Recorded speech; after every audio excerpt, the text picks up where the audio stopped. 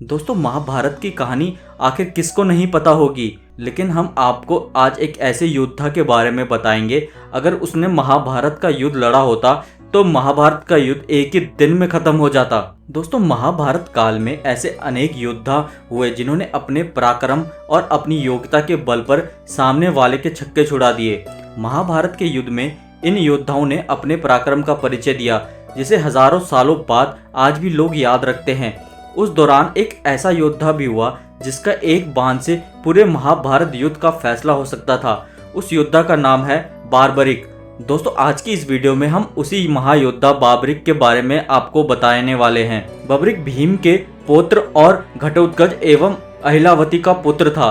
बाबरिक को उसकी मां से सिखाया जाता था कि हमेशा लड़ाई में उसे कमजोर पक्ष का साथ देना है, इसलिए वह युद्ध में हमेशा उस पक्ष की ओर से लड़ते थे जो हार रहा होता है। बाबरिक को उसकी मां ने ही युद्ध कौशल सिखाया था। उसे शिव जी का अवतार माना जाता है। वहीं कुछ कथाओं में इसे यक्ष का इंसानी रूप में पूर्ण जन्म भी कहा गया है। दोस्तों, ऐसा कहा जाता है बाबरिक के पास बहुत सारी दिव्य शक्तियां थी। बाबरिक बहुत पराक्रमी योद्धा था। कहा जाता है अपने तप से उसने दिव्य शक्तियां हासिल की थी। बाबरिक के पास 3 ऐसे बाण थे जिसे युद्ध क्षेत्र में पूरी सेना 1 मिनट में खात्मा कर सकता था। यह बाण अपना लक्ष्य भेदकर वापस उसके पास आ जाते थे। इसी वजह से बाबरिक को कभी कोई हरा नहीं पाता था। दोस्तों, भगवान श्री कृष्ण को हुई बहुत ज्यादा चिंता। दोस्तों, महाभारत के युद्ध को लेकर भगवान श्री कृष्ण को यह भय सताने लगा कि अगर बाबरिक युद्ध में शामिल हुए और कौरवों की तरफ से यदि युद्ध किया तो पांडवों की हार सुनिश्चित है। बाबरिक को हारे का सहारा कहा जाता है। भगवान की चिंता थी कि बाबरिक हारने वाले सेना का साथ देंगे और कौरवों के इस युद्ध में हार हो रही थी, इसलिए भगवान श्री कृष्ण ने बाबरिक को युद्ध से दूर रखने की एक युक्ति निकाली।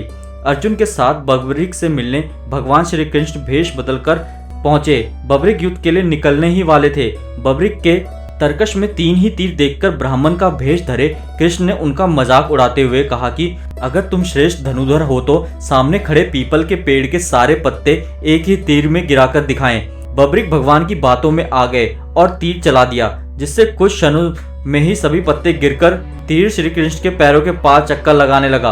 बाबरिक समझ गए श्री कृष्ण की बात। इसे पूरे घटनाक्रम में बाबरिक की तीरंदाजी का पता करने के लिए श्री कृष्ण ने चुपके से एक पत्ता अपने एक पैर के नीचे दबा लिया था। बाबरिक को यह बात समझ आ गई। उसने मुस्कुराते हुए श्री कृष्ण ने अनुरोध किया कि वह अपने पैर से पत्ते पर से हटा लें ताकि तीर अपना काम पूरा कर सके। जब श्री कृष्ण को यकीन हो गया कि बाबरिक जिस तरफ से भी लड़ेंगे दूसरे पक्ष को हार तय है, इस पर उन्होंने पूछा कि बाबरिक किसकी तरफ से युद्ध करोगे। तो बाबरिक ने उत्तर दिया कि अपनी मां को वादा कर चुके हैं कि वह जो पक्ष हारेगा उसकी तरफ से युद्ध लड़ेंगे। श्री कृष्ण दोबारा ब्राह्मण के वेश में बाबरिक के पास पहुंचे और दान में सिर मांग लिया। बाबरिक महान धनुधर होने के साथ साथ अपने बातों के भी धनी थे और वचन के बहुत ज्यादा पक्के थे। बाबरिक ने अपना शीश काटने से पहले भगवान से विनती की कि वह सिर्फ एक बार अपने वास्तविक रूप के दर्शन करा दें। भगवान श्री कृष्ण ने विनती स्वीकार कर ली और अन्य कोई इच्छा बतलाने को कहा। तब बाबरिक बोले कि वह कटे सिर के साथ ही पूरे युद्ध देखने की इच्छा है। श्री कृष्ण ने उनकी इस इच्छा को पूर्ण किया और बाबरिक का सिर समीप ही एक पहाड़ी जिसे खाटू कहा जाता था वहां स्थापित कर दिया गया। यहीं से बाबरिक ने पूरे युद्ध को देखा, कलयुग में बने हार का सहारा।